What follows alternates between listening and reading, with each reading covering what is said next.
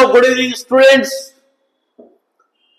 Good topic of chemistry 11th, molecular orbital theory. Molecular orbital theory valence bond theory से आगे आई थी. Molecular orbital theory बोलता है कि हर ऑर्बिट के ऑर्बिटल्स आपस में ओवरलैपिंग करने लगते हैं और इनकी ओवरलैपिंग कारण एंटी बॉन्डिंग और बॉन्डिंग ऑर्बिटल का निर्माण होता है. तो जो इलेक्ट्रॉन्स होते हैं वो वेव नेचर रखते हैं और इसमें अगर क्रस्ट और क्रस्ट को ओवरलैपिंग करेंगे तो कंस्ट्रक्टिव इंटरफेरेंस होगा और एम्पलीट्यूड बढ़ जाएगा. और जब अपोजिट फेज कोइंसाइड होंगे तो डिस्ट्रक्टिव इंटरफेरेंस हो जाएगा. तो यहां पे कंस्ट्रक्टिव के लिए अपन ने क्या किया है, a प्लस बी लिया है और डिस्ट्रक्टिव के लिए a माइनस बी लिया है. समझ गए. तो जब बॉन्डिंग ऑर्बिटल्स बनते हैं तब सेम फेज कोइंसाइड होते हैं, उनकी एनर्जी लो रहती है. और एंटी बॉन्डिंग ऑर्बिटल को स्टार से रिप्रेजेंट किया है, इसकी एनर्जी हाई रहती है. लेकिन जो बॉन्डिंग होती है उसकी लो रहती है क्योंकि यहाँ पे सेम फेज कोइंसाइड हुए होंगे, यहाँ अपोजिट फेज कोइंसाइड हुए होंगे. लेकिन ये पाई ऑर्बिटल जो बनते हैं वो साइडवेज ओवरलैपिंग से बनते हैं. तो px और py जो होते हैं, जिसमें pz जो होता है वो इंटर न्यूक्लियर एक्सिस पे होता है और px pyz जो होते हैं वो एक दूसरे के साथ साइडवेज ओवरलैपिंग करते हैं. और इस तरह से px और py की एनर्जी लगभग बराबर होती है, लेकिन pz की एनर्जी इसके साथ मैच नहीं करती.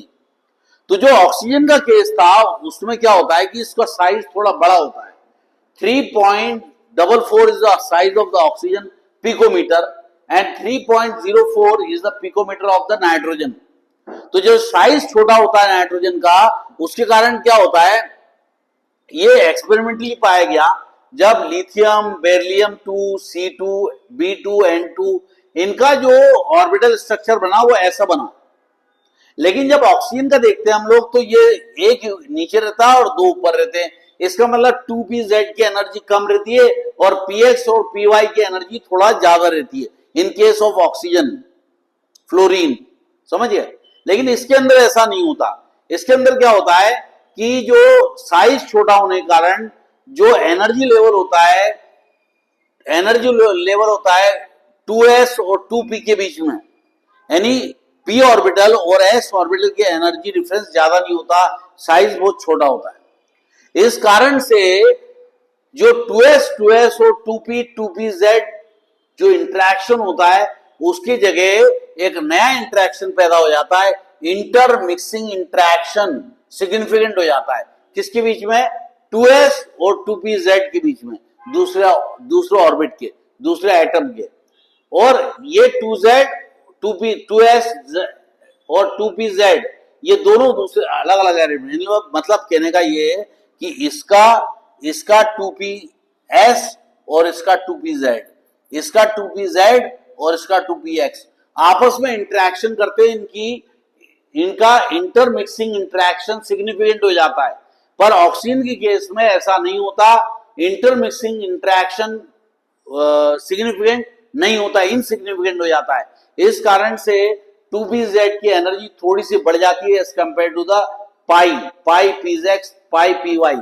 और इन दोनों की एनर्जी सेम है. समझिए. तो ऑर्डर क्या होता है, 1s की एनर्जी कम रहेगी, स्टार की ज्यादा रहेगी, 2s से या 2s स्टार की ज्यादा रहेगी, इसकी ज्यादा रहेगी, उससे ज्यादा इसकी रहेगी. ऐसे करके आपको एनर्जी बढ़ाते ले जाना पड़ेगा. तो आप देखेंगे इलेक्ट्रॉन कैसे भरना है. यहां से एक इलेक्ट्रॉन लेंगे, यहां डालेंगे, यहां से एक इलेक्ट्रॉन लेंगे, यहां डालेंगे, फिर यहां से एक इलेक्ट्रॉन लेंगे, यहां डालेंगे, फिर यहां से इलेक्ट्रॉन यहां डालेंगे. तो बॉन्डिंग में 2 इलेक्ट्रॉन आ गए, एंटी बॉन्डिंग में 2 इलेक्ट्रॉन आ गए. फिर यहां से 2 लेंगे, फिर यहां से एक लेंगे, फिर यहां से एक लेंगे और यहां से एक लेंगे. इस तरह से ये पूरा भर गया.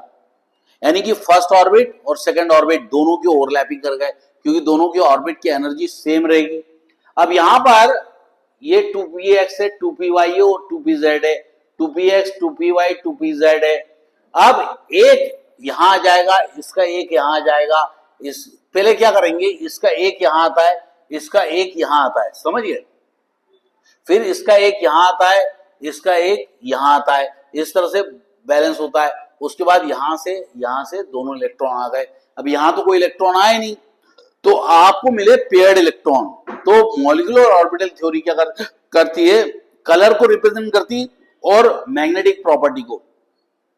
अगर पेयर्ड इलेक्ट्रॉन रहेंगे तो वो हो जाएगा डायमैग्नेटिक, और अनपेयर्ड इलेक्ट्रॉन रहेंगे तो पैरामैग्नेटिक। तो ऑक्सीजन क्या होता है? पैरामैग्नेटिक। फ्लोरीन क्या होता है? डायमैग्नेटिक। उसी तरह से ये इसके पास भी क्या मिले? पेयर्ड इलेक्ट्रॉन मिले, तो ये हो गया डायमैग्नेटिक। जो डायमैग्नेटिक होते हैं वो कलर नहीं दिखाते, जो पैरामैग्नेटिक होते हैं जिसके पास अनपेयर्ड इलेक्ट्रॉन होते हैं वही कलर दिखाते, वो कलर हायर एनर्जी लेवल में जाते, ग्राउंड लेवल में आते। उसका एक फॉर्मूला है, समझ गए? उसका एक फॉर्मूला है, उससे बोर्स मैग्नेट्रॉन में उसका मैग्नेटिक मोमेंट निकलता है, मैग्नेटिक डायपोल मोमेंट निकलता है, और उसके जो अनपेयर्ड इलेक्ट्रॉन रहते हैं वो ऊपर चले आते हैं, नीचे आते हैं, इस कारण से कलर दिखाई देते हैं। तो अनपेयर्ड इलेक्ट्रॉन रहेंगे तो कलर दिखेगा, और पेयर्ड इलेक्ट्रॉन रहेंगे तो कलर नहीं दिखेगा। और इस तरह से आप मॉलिक्यूलर ऑर्बिटल थ्योरी पढ़ सकते हो। यहाँ पे नाइट्रोजन का साइज छोटा होने के कारण जो 2s है और 2p के बीच में ज़्यादा गैप नहीं होता, और इनके इंटरेक्शन बढ़ जाते हैं, और इंटरेक्शन बढ़ जाने के कारण जो pz की एनर्जी ज़्यादा हो जाती है as compare to the pi electron, और पाई इलेक्ट्रॉन बनते हैं पार्शियल ओवरलैपिंग ऑफ ऑर्बिटल के कारण, और ये इंटर न्यूक्लियर एक्सिस के अबाउट सिमेट्रिक नहीं होता, ये कैसे भी गोल गोल घूमते रहते हैं। लेकिन जो सिग्मा इलेक्ट्रॉन होते हैं ये कंप्लीट ओवरलैपिंग के कारण बनते हैं, और कंप्लीट ओवरलैपिंग बनने के कारण ये काफ़ी स्ट्रांग होते हैं। तो ये स्ट्रक्चर होता है molecular orbital theory of nitrogen. Bye bye students, subscribe करो, लाइक करो, और यही वीडियो में शॉर्ट वीडियो में डालने वाला हूँ।